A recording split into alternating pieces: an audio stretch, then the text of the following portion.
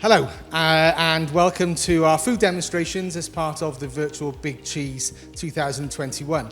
My name's Phil, and I work for the Caerphilly Council's Cymru Mynydd Rural Development Programme team. Cymru Mynydd is funded by the European Union and the Welsh Government, and part of our remit is to support and help and encourage the rural economy, including small producers. So today there'll be a series of demonstrations by some very local producers showing the extent of the beautiful food that can be sourced within our local area. First of all, we've got Joe from Flamin to start us off. So without further ado, I'll pass over to him, and no doubt you'll be hearing my voice occasionally coming over to ask a couple of questions. Cheers, Joe. Excellent. So my name's Joseph Benoli from Flamin Joe's Barbecue, and today I'm going to be cooking a lamb burger that's been cold smoked.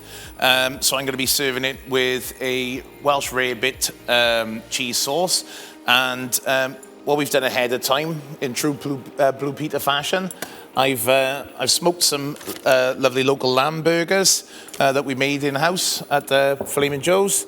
And I've also infused some Welsh butter with rosemary and garlic, which pairs lovely with the lamb. And I've also got some baby leeks roasted in the oven with some clarified butter on them. So they're going to top the butter as our onion component. And also, what we're going to do first, I've got some spring onions for garnish and a nifty little tool here that gives some sort of spiral shapes for your spring onions. So we just run it along the length of the onions here, and it comes off in little strips. And then we're going to plonk these in cold water, and they're going to curl up and give us a nice little nest to pop on top of our burger.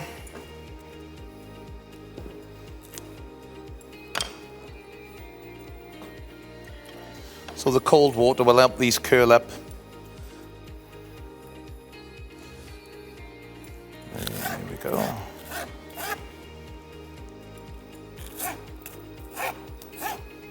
Make it careful I don't chop my fingers off.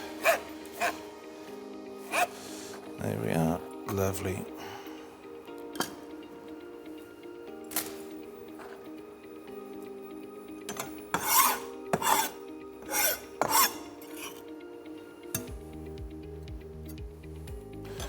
Right, and next we got some water simmering here. We're gonna get our, so this is a local smoked porter from Newport, a company called Anglo-Oregon. It goes really nice in our cheese sauce. So we're gonna put this on the hob to simmer so it's nice and warm when we make the roux for our cheese sauce, because this is gonna be our liquid that thins out the roux. And then I'm gonna chop a lemon, pop a bit of that in with the spring onions to stop them discoloring. So what we're going to do next, we're going to start making our cheese sauce. So let's swap the pans over.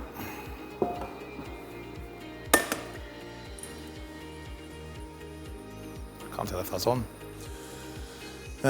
Right, so we're going to get our fat in here now. We don't need any of the bits that are left.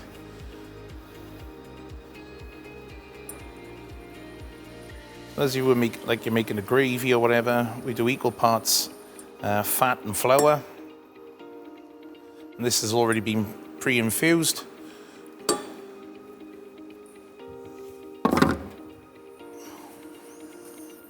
We'll wait for that to come up to temperature. So Joe, tell us a little bit about Flamin Joe's. Okay. Where you're based and what started you? Well, during lockdown, didn't have much to do. So I always wanted to have a restaurant or cook food for the public. So I made it my hobby during lockdown to start cooking in the back garden, working on some recipes. And yeah, that's how it came about. And the opportunity was given to me by a local dairy farmer. He started a new venture. He was starting up his micro dairy, and he wanted to get a food vendor to go on site. So local farm up the road, Pengoy Vac Organic Farm. And so yeah, we decided to work together. God, that's come up quick.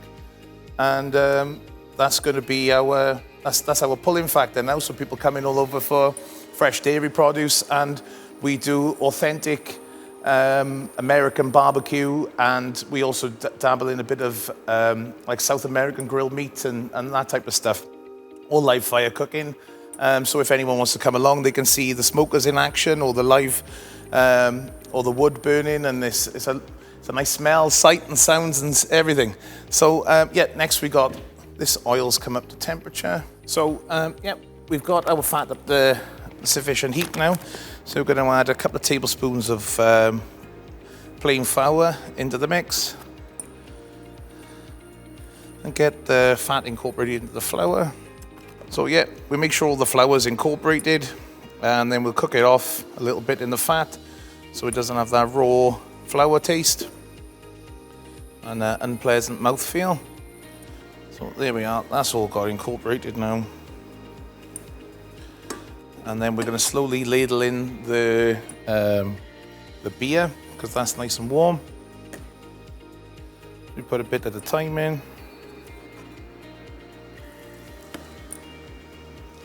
So what brought you to American barbecue? Well, who doesn't like meat? So the reason I started with barbecue, I've always had an affinity with cooking as such. Ever since I was a little boy, growing up in an Italian household, we've had meat. We're quite a meat-centric family, and at the beginning of the lockdown, I got bored of cooking the usual sausage, burgers, steaks, and of the like.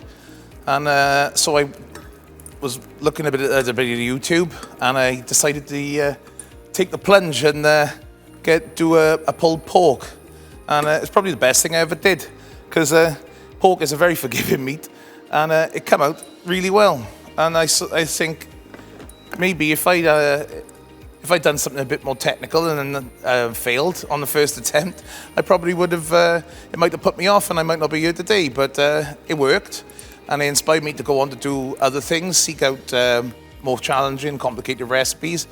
And I seem to be able to keep track of times and all the stuff that is required to make these recipes work. Yeah, so far so good, Phil. So far so good. Excellent. And if you don't mind me saying so, you do have the look of a barbecuer. Oh, do I? big sweaty guy, oh. Right, so I'm going to put a bit of mustard in here. So that goes nice with cheese. Brings out the savoury notes in your cheese. And then we're going to put a bit of Worcester sauce in. So also we are using Welsh Caerphilly and Dutch Gouda. Welsh Caerphilly for the flavour, and then the Gouda because it's a nice melty cheese.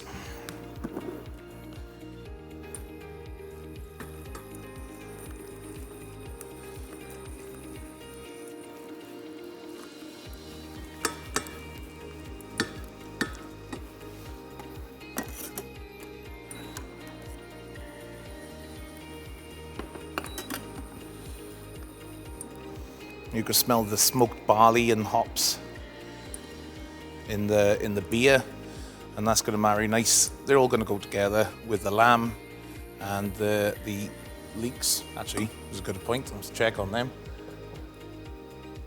Yeah, they're doing nice, getting some colour on them. I'm going to start popping a couple of cubes of cheese in. See if we can get it melting. I remember you telling me the other day, Phil, about Caerphilly cheese, and you were right. I couldn't find one. You cannot find Caerphilly cheese anywhere near Caerphilly. Yeah. Closest manufacturer of Caerphilly cheese now is Caws Cenarth in Carmarthenshire. So if you know anybody who fancies making Caerphilly cheese... I don't know, Phil. I might know someone. Someone who's got an organic dairy, not very far away. Yeah. That's a good point, Phil. I doubt he's watching. I love him. So tell us about Myfanwy. Oh, right. Either your Myfanwy or the original Myfanwy, either way. The original. Well, I'll start with the original one. So my grandmother, my mother's mum, That was her name, Mavanwi. Well, unfortunately, time goes on, and we lost her a couple of years ago. And she was a fiery character. And then when we designed and built this, one of the smokers for the unit, I thought, oh well, you know, I need to give her a name. And without going too far into her character, then I think that the name marries up with the person that it was named for, the namesake of the person. Yeah. But yeah, no, it's a offset smoker, manufactured by a company up in Yorkshire. So we're going to be looking to work with them now over the next year or two, develop some more products, and try and get some more custom designs out there for the retail market and maybe the commercial market too. I suppose they go hand in hand, really, don't they? The apparatus and the method in which they cook. So, when visitors now come to Pencoed Fach, what can they expect to find from Flamin' Joe's? Well, so for instance, this week's menu I've been working on now, I've been curing some pork belly. No one likes thin bacon, do they, Phil? So I decided get a nice thick piece of pork belly, cure that up into 1 centimeter strips, and then grill that up and make a nice big bacon and eggs. Smoke that on the smoker, and so it's fresh smoked bacon with a maple cure and fried egg in a brioche sub roll. We also do, who doesn't like beef and lamb? So we do a lot of smoked beef, smoked lamb, briskets, pulled pork, ribs, you name it, I'll take it on. As long as the numbers work anyway. Yeah, so that's our ethos. I wanted to use, and the other thing I wanted to do is, I know that, that's bubbling over. So there seems to be a paucity of cooking restaurants and stuff after the pandemic. Everyone's had a bit of a tough time, and I just wanted to inspire people. I think there's going to be a bit of a push now after lockdown where people are going to pursue other cuisines, and hopefully the food scene outside of Cardiff and Newport becomes a bit more vibrant, create a bit of a community as well. Oh yeah, so let's get the skillet on. And we'll get that up nice. Oh dear.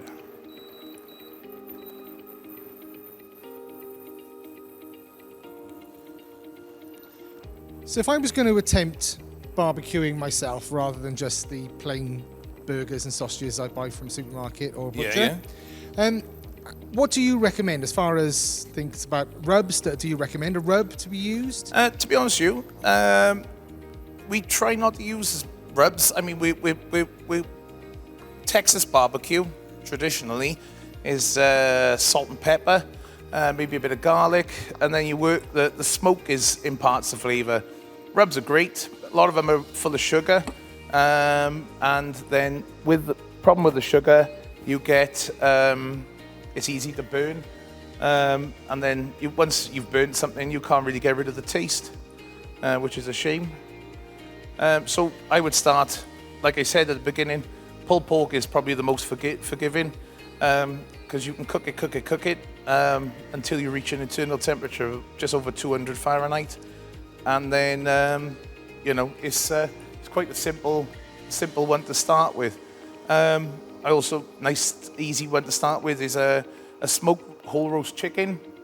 You can pick up chicken quite relatively cheap, and then the product you get out to the end of it for very little input, you're getting a really nice product, and it's something a bit more it's a bit different for your Sunday lunch. As I said earlier, the ethos is, especially with this, there's not a lot, so we don't eat enough lamb, I don't think. And there's a bit of an emphasis at the moment where it's hard to find a lot of local lamb in the shops. We've had a glut of New Zealand lamb coming in, and they seem to be really cheap compared to the Welsh equivalent.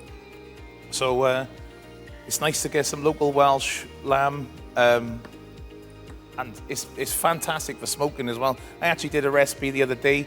I got a whole lamb shoulder and smoked it into with Indian spices and made a vindaloo out of it, which is well, to be honest with you, it was one of my favourites, and I might be doing that now in the future to bring on the menu. I think what I'm getting from this more than anything else is that I should stick to my sausages, and if I want anything different, Don't stick to your sausages. I'll just come to see you at Flamin Joe's. Well, Phil, I believe you've got the power in you. You got it in you. Or come and spend some time with me and I'll teach you. Is that something you might think about in the future, is looking at courses? Yeah, that's definitely what we're going to be doing. We've got a nice bit of space, nice environment up there. So I think it'd be a good idea. We've had quite a bit of interest so far. I mean, it's early days yet. See how it goes. But I mean, it's quite easy to put a course together, I think. And you guys are pretty helpful. If I had a problem, I'd say to you, Phil, can you give me a hand? And I'm sure you'd wing your way over and help me structure a course. Yeah, most definitely. Good man, Phil. Right there, good. Let's bring them out.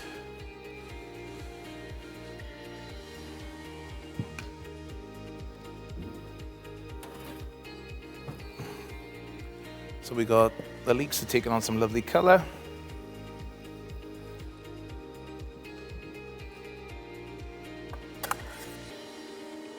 They're going to be nice on top of that burger.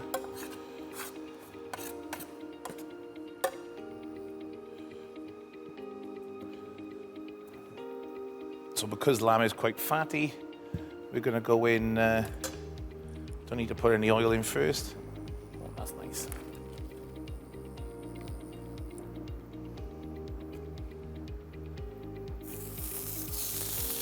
And that is a big boy burger. That's a big boy burger, yeah. Is that the sort of burgers that people would expect to find when they come to see you? Yes. So I believe if you're going to do something, do it right. There seems to be a trend at the moment where they're doing a lot of smash burgers and little thin 3 or 4 ounces. So something like this, we make a lot of brisket out of, a lot of burgers out of brisket, which is a bit of a tougher cut. That's why it needs the low and slow, long cooks. So when we make them out of brisket, we'll cook them for 4 or 5 hours beforehand on a really low temperature. They take on a lovely ruby red color, and then they sit nice and cold there, ready to go on the flat top to bring up the temperature then for when we need them. It also helps that we put a bit of beef, or we use a lot of Wagyu fat to baste everything, so it keeps nice and rich. I have to say, I think you're doing an amazing job there. You did say to me earlier that working with something that isn't flame is really quite strange for you. It is quite strange, Phil, yeah. It is quite strange. But we'll get there in the end. We've got any butter left in there. That's a good idea. So with the residual butter that's left in this, yeah. There we are. We'll get our buns in. Actually, we'll drizzle it with a bit of this.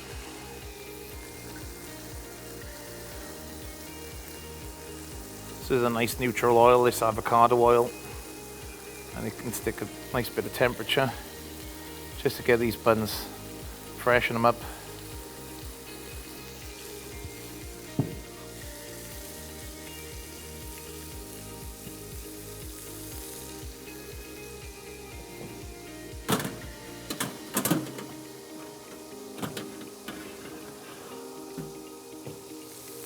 I thought you were playing a trick on me then, Phil. You give me that. Oh, they're doing nice. Nice bit of fat rendering on there. Just get rid of this board. That's not on, is it? Yep.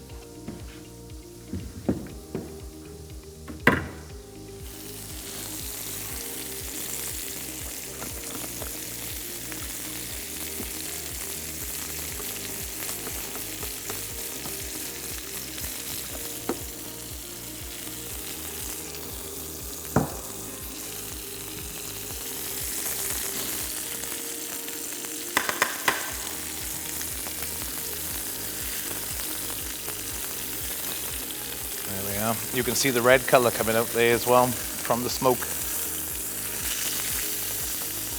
So do you use any particular wood in your smoker? Yeah, so we use a lot of oak when we can get it, and we also use a lot of ash. Ash is a nice mild flavour. It doesn't overpower the meat, but really looking for some cherry at the moment, but no one seems to be wanting to get rid of any cherry trees, which is a shame. But cherry is one of my favourites. It brings out, I don't know if it's psychological, but I believe you can taste the difference. Also, orange wood is a, so I've had some orange wood trees recently as well. I don't think they come from this country though, to be honest with you, but they were probably imported. And then I've been looking for, if anyone sees this and they have a supplier, pimento wood from the Caribbean, because I want to be doing some jerk seasoning. But pimento wood is, yeah, it's really difficult to come across, but that definitely has a very strange and unique perfume, and that's the secret ingredient to good jerk chicken. And a lot of Caribbean food is cooked over a live fire, open fire. They use a lot of jerk pimento wood.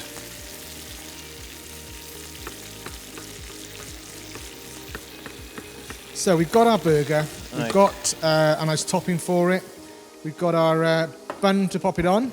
What sort of sides do you use then with your barbecued meats? Generally, so because the meats are quite fatty, so you want something a bit more acidic or with a strong flavour. Well, there's two schools of thought on that. You either want something a bit more acidic or a bit more punch, a bit of crunch, a bit of freshness. So we do a lot of coleslaw, potato salads. We do barbecue beans. One of my favourites is cheese and jalapeno corn muffins. They're nice. They're nice with it. So they got a bit of honey in there, and that sucks up that sweetness, helps with the flavour of the the fattiness of the barbecue. And then we make our own pickles, because obviously one of the most something that'll cut through the fattiness of the meat is a good pickle. Let's have a look at how they're doing with temperature.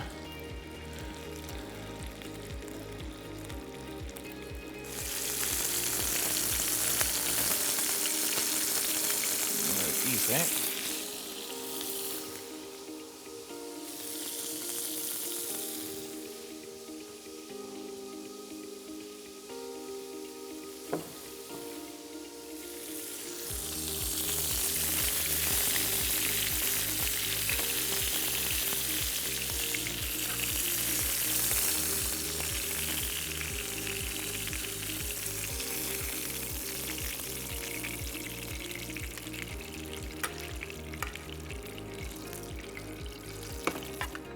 So we're going to plate these up now. Bun should be nice and ready. Yeah.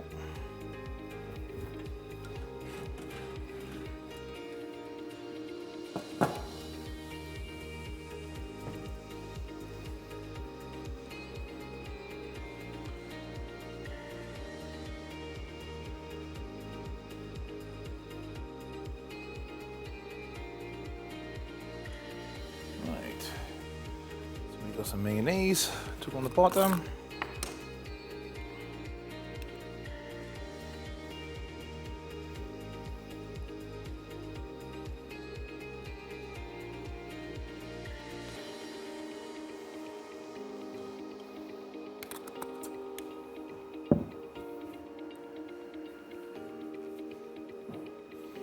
Give it a bit of mustard to go on the top bun.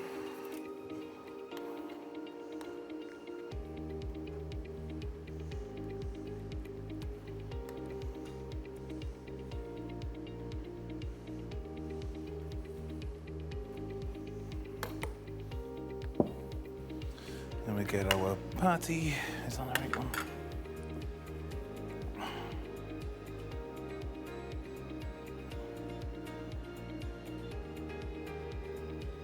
Yep.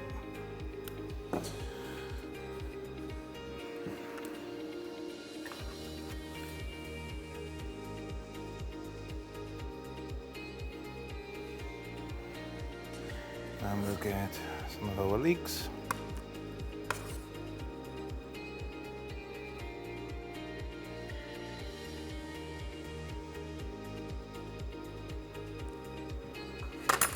And our cheese sauce, there it is.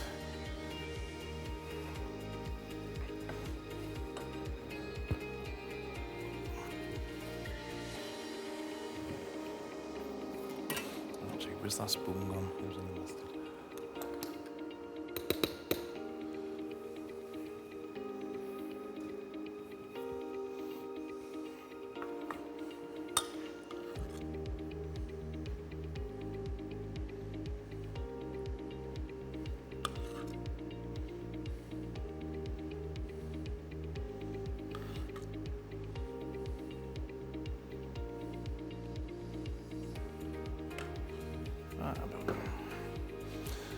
Spring onions on top.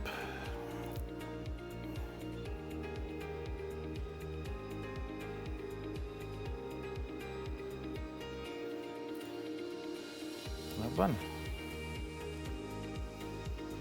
There we are. So we've got a smoked Absolutely awesome. lamb and Welsh rarebit burger. There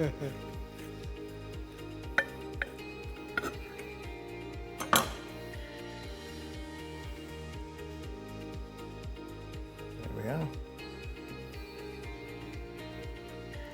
Excellent. Fantastic.